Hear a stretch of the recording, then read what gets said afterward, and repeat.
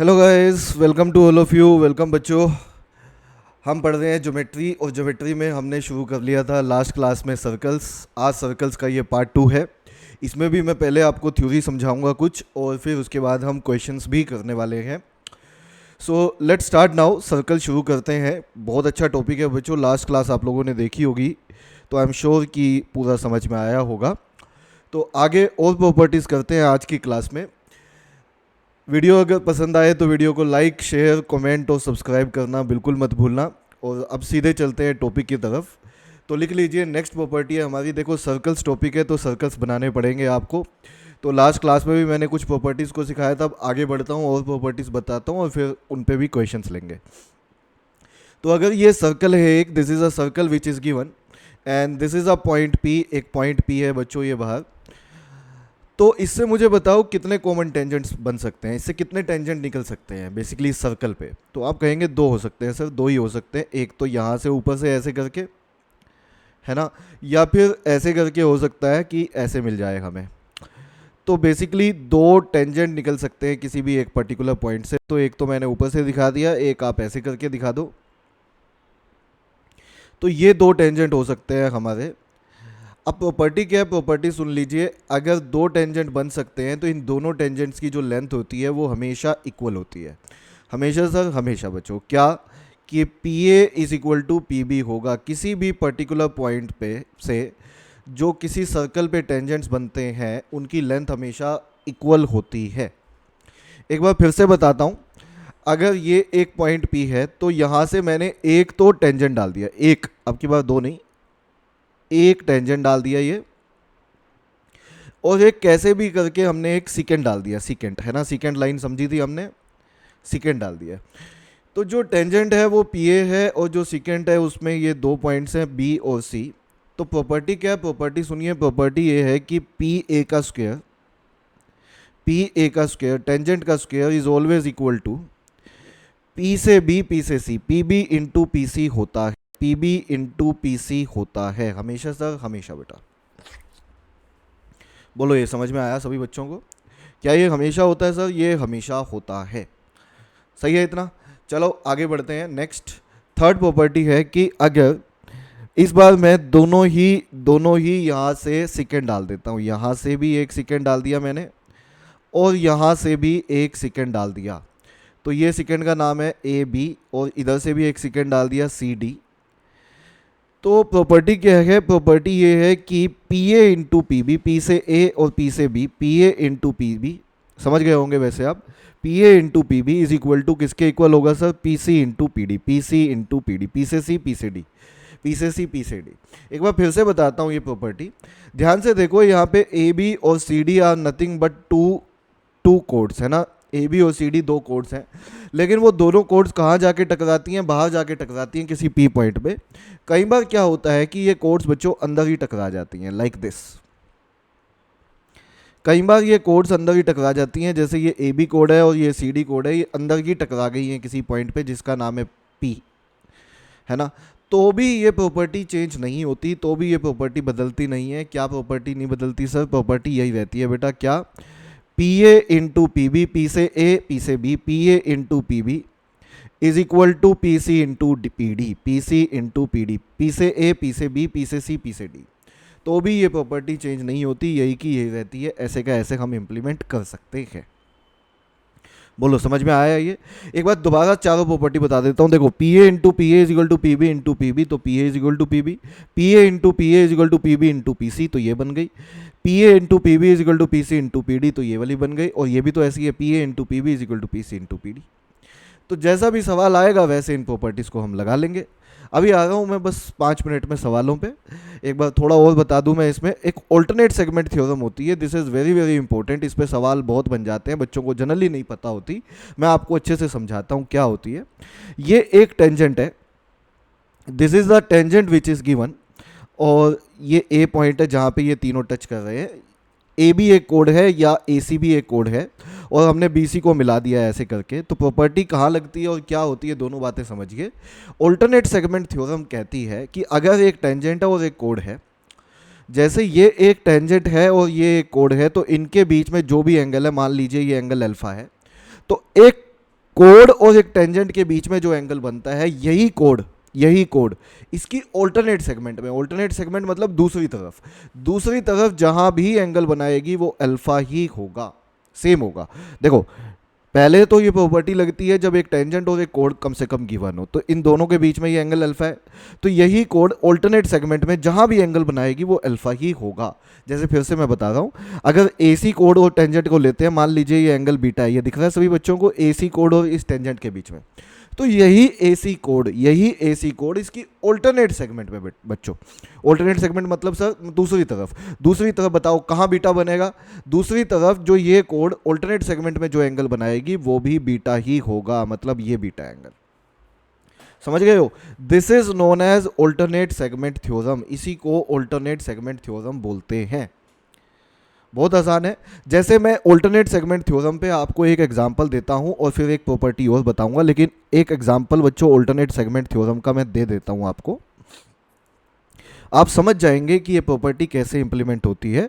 एक एग्जांपल सुनिए, जैसे ये एक सर्कल है, आया हुआ क्वेश्चन मुझे याद आ रहा है, तो और यहाँ से ये टेंजेंट गिवन था हमें, और कुछ इसी तरह से डायग्राम बना हुआ था लाइक दिस, ठीक है, ये डायग्राम था, और हमें क्या गिवन था सर? गिवन ये था बच्चों कि ये वाला एंगल हमें गिवन था 70 डिग्री, और ये वाला एंगल हमें गिवन था 30 डिग्री, ये 30 डिग्री एंगल है, ठीक है।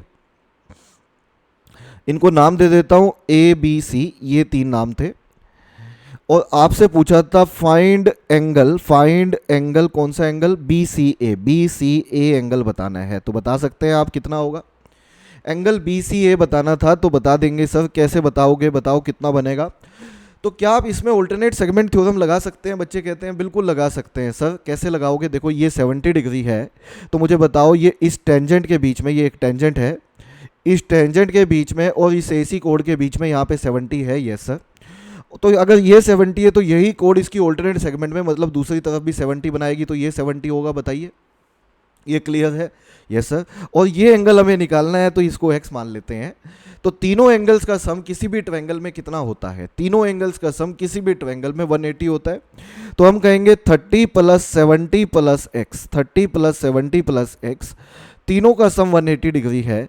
तो यहाँ से x का वैल्यू आ जाएगा 180 - 100, दैट इज 80 डिग्री। तो 80 डिग्री इस सवाल का सही उत्तर होना चाहिए, 80 डिग्री इस क्वेश्चन का सही आंसर है। This is the right answer of this question. तो 80 degree is absolutely right answer of this question. I hope so ये बात सभी बच्चों को समझ में आई। तो ऑल्टरनेट सेगमेंट थ्योरम पे क्वेश्चन डायरेक्ट मिल जाते हैं, तो हमें करना आना चाहिए। चलिए एक प्रॉपर्टी और बताता हूँ, यहाँ पे एक प्रॉपर्टी और सुनिए, ये वाली। हाँ जी, प्रॉपर्टी ये है कि अगर दो इंटरसेक्टिंग सर्कल्स हैं, देखो ये 2 इंटरसेक्टिंग सर्कल्स हैं, और इन दोनों के सेंटर्स हैं C1 एंड C2 इनके रिस्पेक्टिव सेंटर्स हैं, सेंटर पॉइंट्स हैं। तो अगर, हाँ जी, कॉमन कोड बताओ पहले कहाँ से निकलेगी? अगर ये पॉइंट ए है, ये पॉइंट बी है, तो कॉमन कोड कहाँ से निकलेगी? आप कहेंगे सर कॉमन कोड ए बी होगी, कॉमन कोड ये ए बी होगी, A B is the common कोड, ये कॉमन कोड हो गई। और प्रॉपर्टी क्या कहती है? प्रॉपर्टी सुन लीजिए, प्रॉपर्टी ये है कि अगर आप दोनों के सेंटर्स को मिलाते हो, यदि आप दोनों के सेंटर्स को मिलाते हो, तो वो कॉमन कोड को हमेशा 90 डिग्री पे बाइसेक्ट करेगा। क्या सर? दोबारा बता देता हूं, दोबारा सुन लो। अगर आप दोनों के सेंटर्स को मिलाते हो, तो पहली बात तो ये होगी कि ये परपेंडिकुलर होगा ए बी लाइन के, और दूसरी बात ये भी होगी क्या, कि ये कॉमन कोड बाइसेक्ट हो जाएगी, मतलब ए सी इज इक्वल टू बच्चों सी बी भी हो जाएगा। हमेशा हो जाएगा सर? बेटा हमेशा हो जाएगा, ठीक है। बताओ ये समझ में आया सभी बच्चों को? इतना क्लियर हुआ? मैं इस पर भी एग्जाम्पल दे दूंगा आपको, लेकिन ये समझ में आना चाहिए, ठीक है। चलो प्रॉपर्टीज़ कुछ और भी हैं, मैं वो भी करवा देता हूँ, लेकिन सबसे पहले एक एग्जांपल लेते हुए चलता हूँ। इस पे भी एग्जांपल दे देता हूँ मैं, जो अभी आपको ये वाली बताई है, इस पर भी एक एग्जांपल ले लेते हैं। तो let's see one example on this also, ताकि ये समझ में आ जाए। आया हुआ सवाल है और आपको क्लियर भी हो जाएगा। एग्जाम्पल ये है, यहीं पर दे देता हूँ। एग्जाम्पल ये है इस पर कि 2 इंटरसेक्टिंग सर्कल्स दिए हुए हैं हमें, ये गिवन है, ठीक है, ये गिवन है। एक की जो रेडियस है वो है 4, ये पहले वाले की रेडियस 4 है, ठीक है, ये 4 है, ये रेडियस ही बनेगी। और जो दूसरे वाले की रेडियस है वो 3 दी हुई है, ये 3 है, बताओ, ठीक है। और जो दोनों के सेंटर्स का डिस्टेंस गिवन है ये 5 गिवन है। कितना है सर? ये 5 गिवन है, दोनों के सेंटर्स का डिस्टेंस। बताना क्या है? बताना है आपको लेंथ ऑफ कॉमन कोड। ए बी की लेंथ बतानी है, ये ए बी है, ए बी की लेंथ बतानी है। क्या आप बता सकते हो? बताओ मुझे। बहुत अच्छा सवाल है, मन तो मेरा कर रहा है कि आपके लिए छोड़ दूं, लेकिन मैं करवाता हूं। तो ए बी कोड कैसे निकालोगे आप ये बताओ। क्या इसमें ए बी कोड निकाल पाओगे आप? निकाल देंगे सर। कैसे? देखो, पहली बात तो जब आप दोनों के सेंटर्स को मिलाते हो, ये 4 गिवन है, ये 3 गिवन है, दोनों के सेंटर्स का बीच का डिस्टेंस 5 गिवन है। तो कॉमन हमें पता है जब दोनों के सेंटर्स को मिलाते हैं तो ये 90 डिग्री पे इसको बाइसेक्ट करता है, तो ए सी और सी भी बाइसेक्ट हो जाएंगे। तो अगर ये पी है तो ये भी पी होगा। बताइए, इतना तो समझ में आ रहा है। अब एरिया ऑफ ट्रायंगल लगाइए और क्वेश्चन खत्म हो जाता है बच्चों। एरिया ऑफ ट्रायंगल का फॉर्मूला क्या था बताओ मुझे। एरिया ऑफ ट्रायंगल AC1C2 की बात कर रहा हूं मैं। तो आप कहेंगे half into base into perpendicular. Base 5 है तो परपेंडिकुलर P है। और ध्यान से देखो 3 4 5 साइड बनती हैं। 3 4 5 तो एक पैथागोरियन ट्रिपलेट होता है ना। 3 4 5 तो एक पैथागोरियन ट्रिपलेट होता है सर। तो ये 90 डिग्री एंगल हो जाएगा बच्चों। ये वाला एंगल 90 हो जाएगा। बताओ, इतना समझ में आ रहा है? ये 90 हो जाएगा ये वाला। क्यों? क्योंकि भाई 3 4 5 साइड है तो राइट एंगल ट्रायंगल होना चाहिए, तो ये 90 हो जाएगा। तो इसका एरिया किसका? एक राइट एंगल ट्रायंगल का एरिया मैं half into base into altitude, अगर 4 बेस मानूँ तो ऑल्टीट्यूड 3 हो जाएगा। Can we find out like this also? Yes. तो हाफ से हाफ कैंसिल आउट हो गया। यहाँ से पी का वैल्यू आ जाएगा आपका 12/5। 12/5 बोले तो 2.4। तो 2.4 तो पी का वैल्यू है। आपको तो ए बी का वैल्यू बताना था। A B is the common कोड, तो वो 2p के बराबर है क्योंकि ये बाइसेक्ट हुए हैं दोनों। तो 2p बोले तो 2i ऑफ 2.4, तो कहना ही से 4.8 आंसर होना चाहिए। ये इधर लिख देता हूँ, कहना ही से 4.8 आंसर होना चाहिए। यही क्वेश्चन का आंसर है। This is the right answer of this question. तो आई होप सो ये एग्जाम्पल समझ में आ रही है। मैं आपको डायरेक्ट एग्जाम्पल दे के रिलेट करवा रहा हूँ प्रॉपर्टीज, ताकि आपको हमेशा ध्यान रहे, आप क्वेश्चन इन पे कर सकें। थ्योरी थोड़ी सी और समझाता हूँ बच्चों, और फिर और भी एग्जांपल्स दूंगा। बट क्या यहाँ तक बच्चों को समझ में आ गया है? जो बच्चे नए हैं, जो पहली बार ज्वाइन कर रहे हैं या अभी तक ज्वाइन नहीं किया, जिन्होंने टेलीग्राम चैनल, बच्चों थोड़ा सा टेलीग्राम चैनल के बारे में बता देता हूँ। सो हमारा फ्री टेलीग्राम चैनल है जिसको आप ज्वाइन कर सकते हैं, जिसपे सारे वीडियो लेक्चर्स मेजर टॉपिक्स के आपको मिल जाएंगे, वहाँ पे अपलोड होते हैं विद पीडीएफ। जो मैं यहाँ पे पढ़ा रहा हूँ इसकी पीडीएफ भी वहाँ पे हम अपलोड करवा देते हैं बच्चों के लिए। मिनी मॉक्स मिलेंगे जिनमें 10 to 15 क्वेश्चन होते हैं, जो कि टॉपिक स्पेसिफिक होते हैं। जैसे अभी सर्कल टॉपिक पढ़ा रहा हूँ तो सर्कल पे आपको मिनी मॉक मिल जाएगा। मेंटोरशिप स्टीम मिलेंगी आपको प्रिंसर और हमारे DUJET IP मैट टॉपर्स के साथ। लेटेस्ट अपडेट्स मिलती रहेंगी आपको एग्जाम से रिलेटेड इस टेलीग्राम चैनल पे। इसी टेलीग्राम चैनल पे आपको वोकेबलरी वर्ड्स भी डेली बेसिस पे मिलते हैं, और करंट अफेयर्स से रिलेटेड भी इंफॉर्मेशन आपको सारी टेलीग्राम चैनल पे मिलती रहेगी। तो ये हमारा टेलीग्राम चैनल है जिसको आप ज्वाइन कर सकते हैं। चलिए थ्योरी थोड़ी और समझाता हूँ बेटा। ये देखिए जगह, इधर थोड़ी बातें और कर लूँ। देखो, बातें बहुत हैं मेरे पास करने के लिए, और टाइम लिमिटेड होता है, तो मैं चाहता हूँ ज़्यादा से ज़्यादा आपको समझा दूँ। तो थ्योरी और है, देखिए ये वाली थ्योरी भी समझ लीजिए।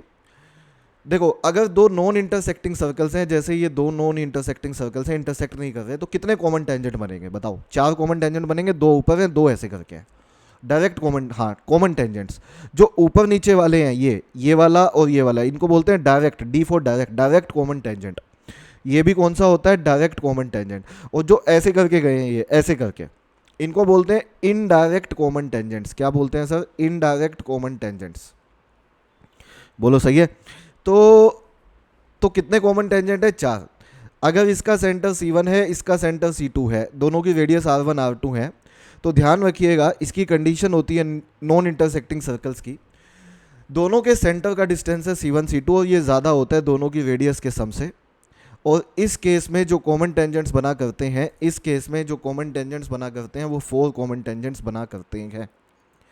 कितने कॉमन टेंजेंट्स बना करते हैं बच्चों? 4 कॉमन टेंजेंट बना करते हैं बेटा, ठीक है। अच्छा, अब आपने क्या किया, छोटे वाले सर्कल को थोड़ा घुमाया घुमाया घुमाया घुमाया घुमाया, इसके साथ टच करवा दिया। अब कितने कॉमन टेंजेंट? एक तो है ही है ये वाला, और ये वाले भी बनेंगे। एक ऐसे बनेगा और एक ऐसे बनेगा। तो कितने कॉमन टेंजेंट रह गए अब बताओ? अब तो 3 रह गए ना, पहले 4 थे अब 3। कंडीशन बता सकते हो क्या बनेगी? अगर इसका सेंटर C1 है, इसका C2 है, तो इस बार कंडीशन क्या बनेगी? इस बार कंडीशन बनेगी C1 C2 जो डिस्टेंस है, दिस इज इक्वल टू दोनों के रेडियस के सम के, that is R1 plus R2। और इस केस में कॉमन टेंजेंट कितने होंगे, इस केस में कॉमन टेंजेंट 3 होंगे। आपने फिर छोटे वाले सर्कल को थोड़ा और घुमाया और इस बार इंटरसेक्ट करवा दिया लाइक दिस, ये इंटरसेक्ट हो गए। इस बार इंटरसेक्टिंग की कंडीशन क्या है वो सुन लीजिए। इंटरसेक्टिंग की कंडीशन है कि दोनों के सेंटर्स का जो डिस्टेंस होता है वो ज़्यादा होता है किससे, दोनों की नहीं, दोनों के सेंटर्स का डिस्टेंस जो होता है वो कम होता है किससे, दोनों के रेडियस के सम से, ये कम होता है अब। लेकिन दोनों के सेंटर्स का बीच का डिस्टेंस ज़्यादा होता है किससे, दोनों के डिफरेंस से, दोनों की रेडियस के डिफरेंस से। मतलब इसके बीच में लाई करें तो कितने कॉमन टेंजेंट होंगे, इस केस में 2 कॉमन टेंजेंट होंगे। देखो 4 से शुरू किया था, फिर 3, फिर 2, और सुनो, फिर आपने छोटे सर्कल को इतना घुमाया घुमाया घुमाया घुमाया घुमाया, ये अंदर से टच कर गया ऐसे। इस बार कितने कॉमन टेंजेंट, इस बार एक ही है सर। दोनों क्या कंडीशन क्या होगी इस बार कॉमन टेंजेंट तो एक ही है। इस बार जो कंडीशन होगी वो C1 C2 is equal to दोनों की रेडियस का डिफरेंस होगी, and there is only one common tangent now, there is only one common tangent now. और इस बार आपने छोटे सर्कल को और घुमाया घुमाया घुमाया घुमाया घुमाया और ये बड़े सर्कल के साथ ऐसे करके ओवरलैप कर गया, बड़े सर्कल के साथ ऐसे करके ओवरलैप कर गया, दिख रहा है, ओवरलैप कर गया और टचिंग नहीं है। तो इस बार कंडीशन क्या होगी, दोनों के सेंटर्स का डिस्टेंस कम हो जाएगा किससे, इनफैक्ट दोनों की रेडियस के डिफरेंस से भी कम हो जाएगा। And now there would be a 0 common tangent. इस बार तो कॉमन टेंजेंट है ही नहीं ना, now it would be a 0 common tangent. देखो दोबारा बता रहा हूँ, नॉन इंटरसेक्टिंग सर्कल थे तो 4 कॉमन टेंजेंट थे, दोनों मिल गए तो 3 हो गए, फिर इंटरसेक्ट हो गए तो 2 हो गए, फिर अंदर से टच हो गया तो 1 हो गया, फिर ओवरलैप हो गए तो 0 कॉमन टेंजेंट। याद रहेंगी, छोटी छोटी सी कंडीशन है ये, आसान आसान। अब कई बार अपने को ना, ये पहले वाला केस था, इसमें पहले वाला केस को मैं समझा देता हूँ आपको। ये कई बार अपने को डायरेक्ट कॉमन टेंजेंट की लेंथ पूछ ली जाती है।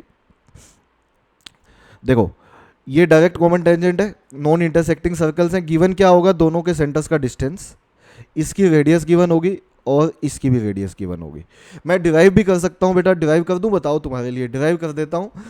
नहीं तो डायरेक्ट ही क्वेश्चंस आते हैं, लेकिन फिर भी एक बार डिराइव कर देता हूँ मैं, थोड़ा सा समझ आ जाएगा आपको। देखो ये एंगल 90 होगा, ये एंगल 90 होगा, क्यों, क्योंकि दोनों टेंजेंट्स हैं, सेंटर से टेंजेंट को मिलाया जाए तो 90 बनेगा। और ये R2 है, ये R1 कंप्लीट है। तो अगर मैं यहाँ से इसको A भी दे दूँ, इस डायरेक्ट कॉमन टेंजेंट को नाम, तो अगर मैं C2 पॉइंट से एक टेंजेंट डालता हूँ, C2 पॉइंट से एक लाइन डालता हूँ which is parallel to AB, C2 point से एक लाइन डालता हूँ which is parallel to AB, तो ये कुछ आपको नीचे वाला एक रेक्टेंगल बनता हुआ नजर आएगा ऐसे, इसको C नाम दे दो। तो ये R2 है तो ये इतनी R2 हो जाएगी, और ये डायरेक्ट कॉमन टेंजेंट की लेंथ है AB, तो उतनी ही ये होगी, उतनी लेंथ ये होगी C2। कहना इसे C2 की भी तो लेंथ उतनी होगी ना जितनी लेंथ AB की है।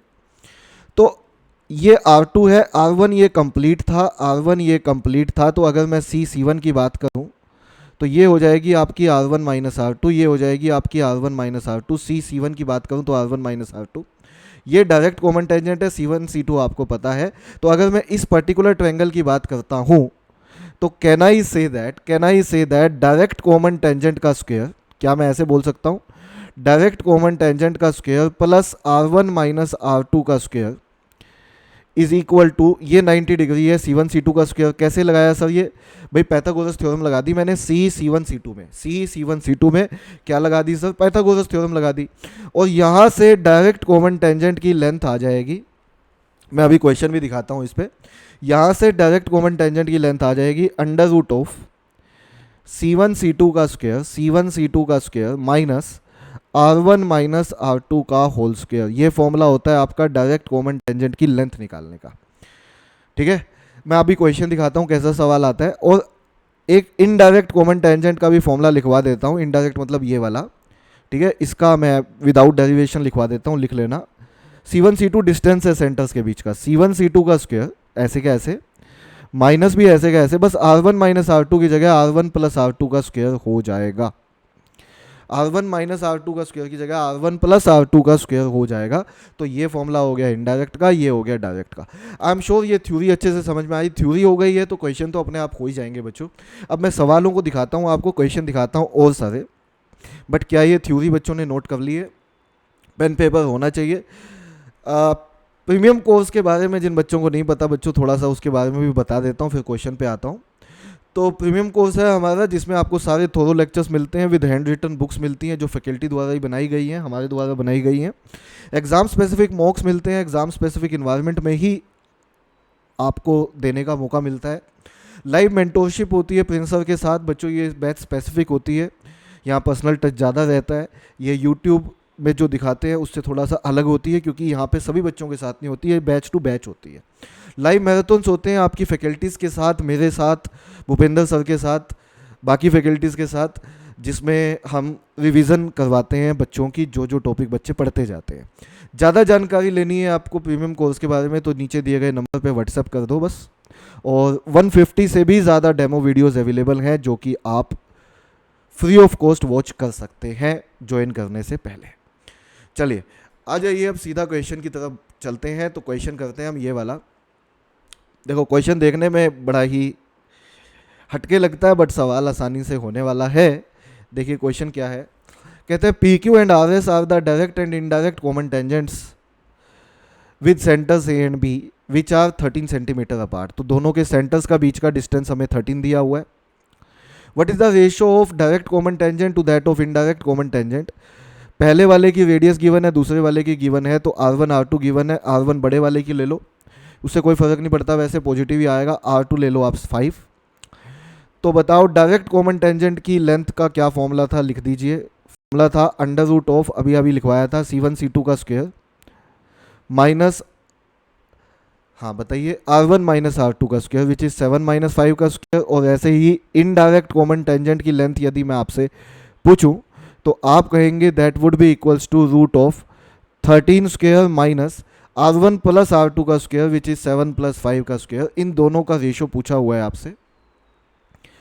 तो 169 माइनस 2 का square which is 4 divided by 169 minus 12 का स्क्वायर विच इज 144।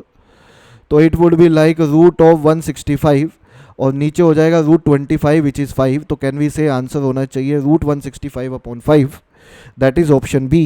तो ऑप्शन बी सवाल का आंसर है और बी बॉम्बे ही इस क्वेश्चन का सही उत्तर है। This is the right answer of this question. तो बच्चों सवाल मेरे पास और भी हैं, अगली वीडियो में करवा दूंगा, मैं नेक्स्ट वीडियो में भी करवा दूंगा आपको कुछ क्वेश्चंस और थ्योरी समझा दूंगा सर्कल्स का पार्ट 3 बनवा के। वीडियो को ज़्यादा एक्सटेंड नहीं करूंगा, बट अगेन वीडियो अगर पसंद आ रहा है, हमारा काम आपको पसंद आता है, मेरे लेक्चर्स आपको पसंद आते हैं, तो वीडियो को लाइक करना बिल्कुल मत भूलना, क्योंकि बच्चों लाइक जो है यूट्यूब के एल्गोरिथम से भी जुड़ा हुआ है। अगर आप लाइक करते हो तो ज़्यादा से ज़्यादा लोगों तक वीडियो पहुंचता है। यही हमारा अल्टीमेट पर्पस है। तो आई एम श्योर आपको ये वीडियो पसंद आया। अब होमवर्क का टाइम हो चुका है, एक क्वेश्चन होमवर्क में दे देता हूँ मैं आपको। तो ये क्वेश्चन आप होमवर्क में रखिए। ये 36 डिग्री है बेटा, ये 36 डिग्री है, ठीक है, ये यहाँ दिखाया भी हुआ है 36, और आपको एंगल बताना है। तो इस क्वेश्चन को आप सबमिट करें, ये क्वेश्चन सबमिट करना और वीडियो को लाइक करना। ये दो चीज़ें अगर आप करते हैं तो वीडियो सफल होता है हमारा, और आपकी भी एक सक्सेस का पता लगता है कि आपने वीडियो पूरा देखा।